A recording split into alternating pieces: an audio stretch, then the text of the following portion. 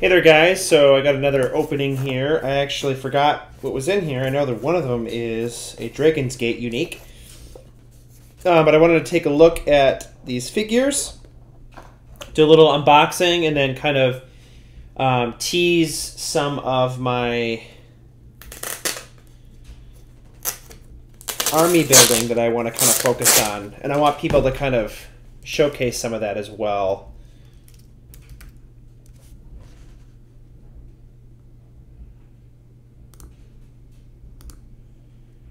Alright, so I'm going to go to my Mage Knight armies here, get this ready for you guys. If you guys are seeing this, this is actually my want list. Shameless plug. Looking for some unlimited LEs, looking for Lord Chaos, for Vitris, for Utem Chura, and then Dracona Myrmidon. How to bring Mage Knight back, that's pretty cool. So go to 1.0 armies. Okay, I'll have Battle Planner pulled up as well. Whoa, that is ugly. Man, it does not play well on Mac, does it? Unfortunately, I have to use a virtual box to get this to run, but... Alright, let's open this sucker. Man, I always feel like I should pre-cut these before I record. I'm just going to open this fairly savagely. These are brand new uniques to my collection. Very excited. I have another shipment coming from Germany that is going to be really cool, and some of that will be for sale because it was a kind of a lot purchase, and I need to kind of sell some of it to recoup some of my costs. So I will be doing that soon.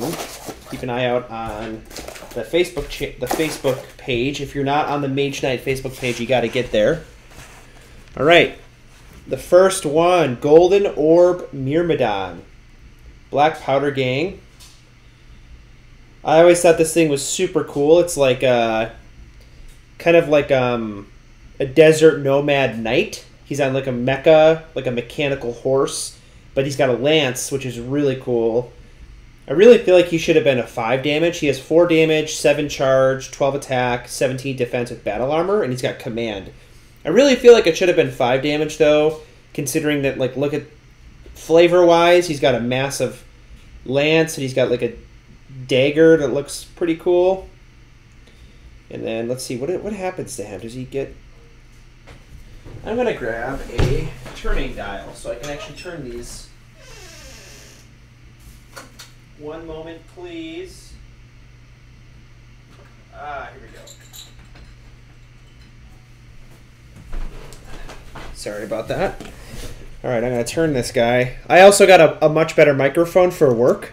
I got the Razer broadcasting microphone, so the audio quality, and I have a webcam that's 1080p, so the audio quality should be quite a bit better here. But okay, so he's kind of a charger, and then he gets toughness. That's weird. He actually gets toughness later on. That's actually fairly uncommon. Huh, interesting. So, like, after you damage him, he actually gets some damage reduction. Dang, he's just a high-statted beast. He reminds me a lot of, like, the Knights Immortal figures that are just, like, high stats, raw stats. Nothing really special about them, 0 range, things like that. I got the other counterpart to this guy, which is the ranged counterpart. They're from the same set. The Mountain King, which is 12 range with Ram, which is really nice. Magic Immunity and Command, 12 movement with Ram, 12 attack, no ability there. 18 with Magic Immunity and Command on the starting click. With 12 range, it's got a 180-degree front arc, or maybe even larger. I mean, it's got like just a massive front arc. This thing's 108 points, though, over half of your build in a standard game. Definitely powerful, definitely high stats. It does lose attack fairly quickly. Gets below 10, that gets kind of dangerous. But holy crap, it never goes below 4 damage. What? There are not many figures in the game that do this. I actually don't even know what this dial was. I just didn't have this unique, and it was a good deal. So, yeah, it stays at 4 the entire time. Wow. That's actually really uncommon. If you guys want to ping me in Facebook or in the message I post, if that is normal, or if there are any other figures like it, I feel like that is actually fairly uncommon. Wow. I actually got like 20 boosters earlier in my channel. You can watch. I opened up a bunch of Lancers and Whirlwind, and I did not pull either of these figures, so I'm glad to pull these uniques. They're really fun. They're great for my, my friends may not be as well versed in the strategy of this game, so I'll field some of these uniques because they're fun. They're not necessarily like overkill powerful. This one is pretty high strategy. It is the Inquisitor. Wow. Huge fan of the sculpt on this thing. Absolutely amazing. Wow.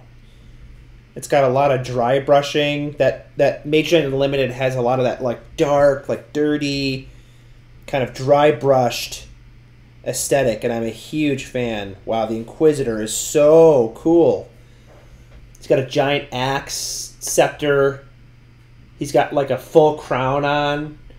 84 points only. He's got 12 range, 3 targets, magic freeze, which is very important, and magic immunity, 12 attack, 4 damage. This thing is a beast.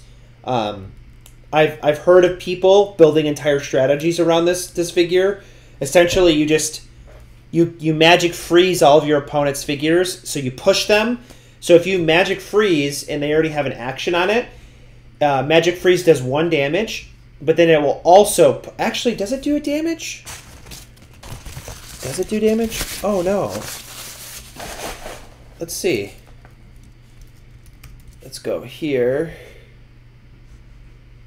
Let's see. Rulebooks.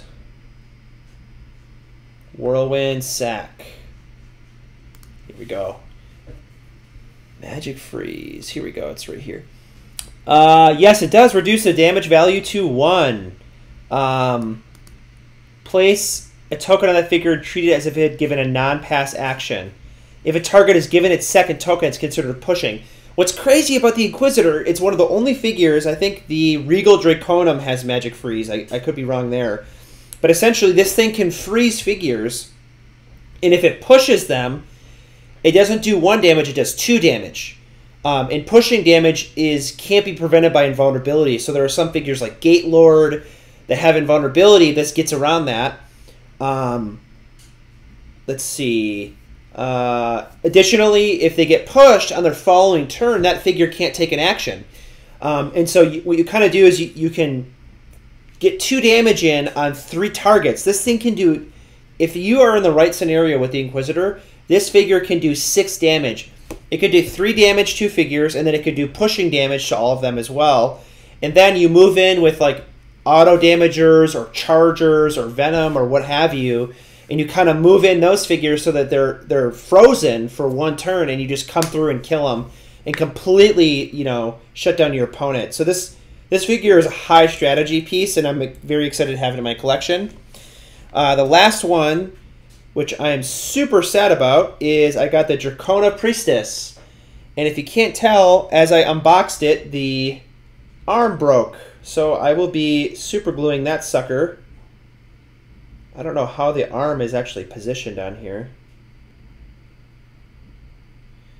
So I will be doing that to get this thing back in workable condition. That's super bum.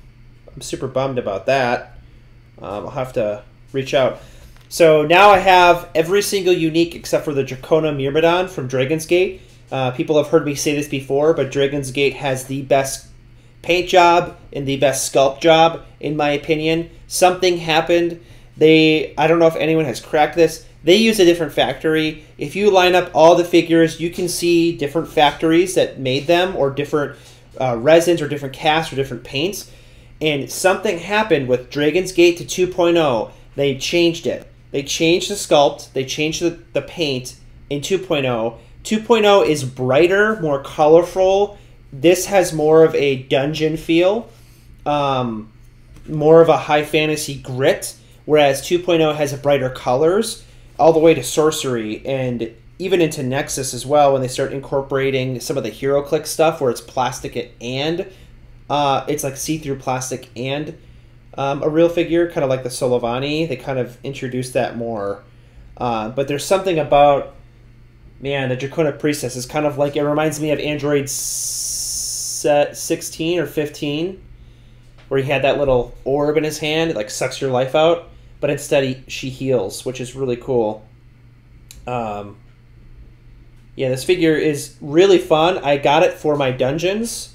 My friends and I want to start playing Mage Knight Dungeons, and I have, I do have the 3D tiles, so this thing is just an absolute monster in there, and is really cool. So I'll have to super glue that. I'm bummed about that. I'll have to get refunded on that a little bit. So awesome. So I use Battle Planner to look stuff up, but I'm going to go over a couple of my armies here. Let's see. Sorry, I'm going to be limiting my screen because I don't want you guys to see everything. Here we go. Okay. So I have currently 4 armies that I've been working on. They're all kind of works in progress. So the first one, Dark the Corrupt, was one of the reasons why I got back into Mage Knight. I randomly bought a pack of Mage Knight and I cracked a Dark, and I was like, holy crap, this is the coolest figure. I didn't even know it existed. I quit Mage Knight. I only played Rebellion pretty much when I was a kid. And so this is pretty cool. All of this is public, by the way. I'll post it in the YouTube link. But I have a couple builds here. The version 1, I actually own all these figures. So 2 Rancid Bloodsuckers, Dark the Corrupt, Duma Theok, and Marrow. I do have Scoth Plaguebringer, but unfortunately Scoth doesn't have flight, and so these all have 10 movement with flight, so when they break up, they can fly in and kind of do their thing. This army is actually very weak. Once you cripple Dark the Corrupt, you pretty much lose all of your damaging potential, so I am no longer really fielding that. Also, the Rancid Bloodsuckers, I believe, have 9 attack. They need to have 10. 9 is just too low to play in Mage Knight. Any figure that has under 10 attack, if it's not a support fig, you can't use it. It has to have at least 10. That's kind of the baseline. I have an all Draconum army here, so this one's actually fairly good. He uses Welt Master to kind of push Mortis and Shatter across the map. And then it uses the Possessed Draconum as kind of a harasser to fly around and get healers. And it's very, very aggressive. And Mortis and Shatter kind of go in front, and then the Welt Master, you use Stealth to kind of bring them into battle. And with that 12 movement, you can kind of take Mortis and really, really do some serious damage.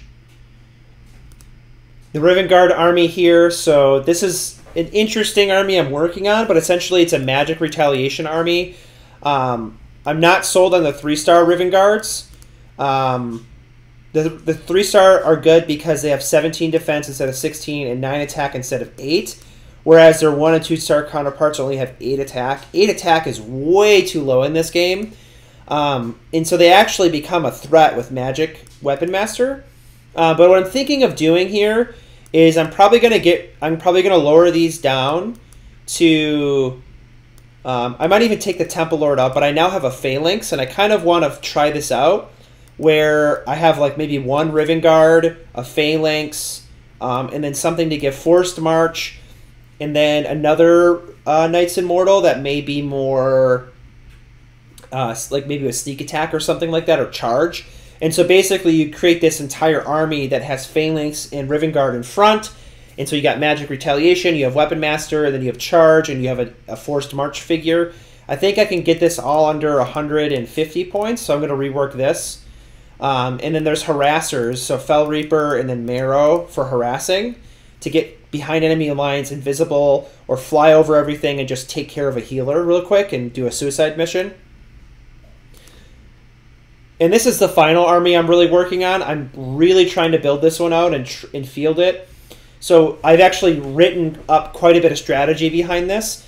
But essentially, it's a zombie baron. Everything has limited invisibility. And so I created a table of all the figure costs and tried them all out. I'm trying 2 versions out. One version has Warpath, because Warpath has Sneak Attack and Charge. and you can kind of use Vire to kind of Warpath and Vire would move across the map together, and Vire would be used to block line of sight.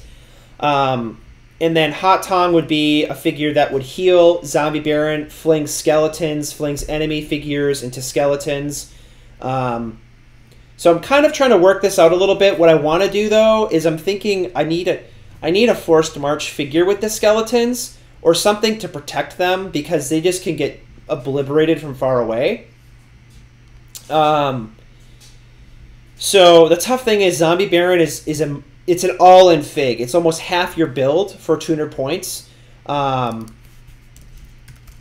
so I really need to figure out how Zombie Baron is going to work in here. I might completely nix Zombie Baron and maybe try a different build that has Vire, Stiletto, and then another Necropolis figure that's pretty good. Where they would kind of those three figures would be a formation and they would move across the map. Vire is so good though because he's got quickness, so you kind of have to have him on his own. So I'm still trying to figure out exactly what I want to do here. But I also, like I said, I acquired a Phalanx fairly recently, so I kind of want to try out like a Knights Immortal army with Vire as a harasser and a long range figure. And so this is what I have right now. So you have Zombie Baron, Vire, and Stiletto. They would start out in a formation so they can move together. I believe 8 movement is their standard. Then you have the harassers, so Marrow, a Skeleton, and Quickblade. All 3 of these would be free floaters. So this was my first build. This is 199. There's no healer in this build.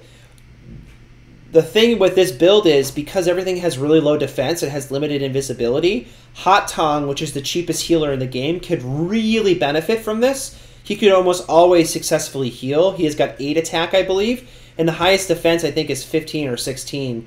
And if anything gets damaged, it goes way down, so he'd have to roll like a 2 or 3 to heal. And so a lot of these figures could pull back and get healed later on in the game. And so Stiletto is really great, a great figure. The problem is, though, what I heard is Vire can really get hurt by if somebody comes in and rams Vire with like a 12 a piece that can just ram in. Vire can basically lose his first click, which he actually loses limited invisibility, and he gets Venom in Weapon Master.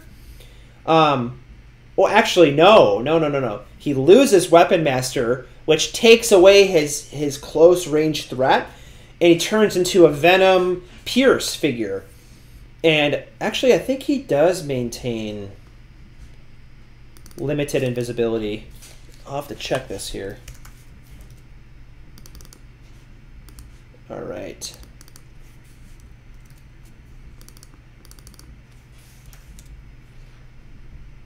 Oh, he does. Okay, so yep, he keeps quickness, but you can see he goes way down in attack.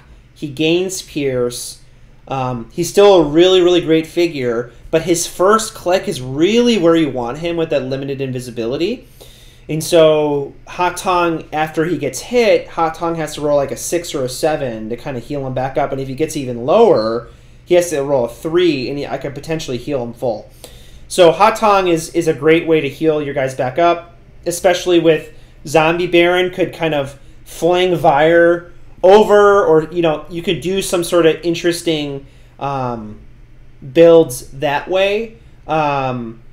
Unfortunately, there's not a single Necropolis figure that has charge and limited invisibility. The only figure that has that combo that's in my point range is Black Dirge, which I do own Black Dirge. Black Dirge is just, he's a little tough to play with because if you look, he has 9 attack. A whopping 9. It's just not good enough, and oftentimes when you're going up against 17, 18 defense, you have to roll a 7, an 8, or a 9 to even roll for Weapon Master. So this figure is really interesting. I just don't know if it's worth the point value. So I'm still trying to rework this. So essentially the way you can look at it is the Zombie Baron and Skeleton and Quickblade, they make up 101 points. So I have 99 points left in my build to kind of figure out what I want to do with my harassers. And so currently I had Marrow, Stiletto, and Vire. These 3 can kind of go through the map. Also keep in mind Marrow is a skeleton, so he can be revived. at full life with Zombie Baron, which Marrow would kind of be a suicide piece, or things that go and do 6 damage, resurrect them, things like that, where Vire can also then follow up as a quickness piece. Marrow goes in, Vire follows closely behind as a long-range backup. The problem is I really do need some sort of charge power to kind of follow Marrow, because if somebody bases Marrow, I want to follow up with a charge piece that has like Weapon Master, so Black Dirge would fit. Unfortunately, I don't have the points to do that. Even if I eliminated a Skeleton and Stiletto, I would still be not even close. So I need 38 points, unfortunately, so I'm not close there. So I'm still working out this. Let me know if you guys have any feedback in the comments below. But anyways, I plan on adding more armies to this database, and then this can become useful to anyone. This is a public link. You can click into any of these armies, and you can try them out. And it kind of board gamifies this a little bit, and it allows people who may not want to play Mage because it's complex. This is kind of a cheat code to find good armies. And then this is obviously in the cloud, and I want to keep this shared so that I can start to add tags to these, like what sect do you want to play? I want to try out an Elemental League sect in different strategies like that. I know somebody just posted they had like a Tekun, a Poto, a Snurgle Longstrike, and another one that won Nationals, and I want to try that out as well. And I have all those figures, so let me know what you guys think. Thanks.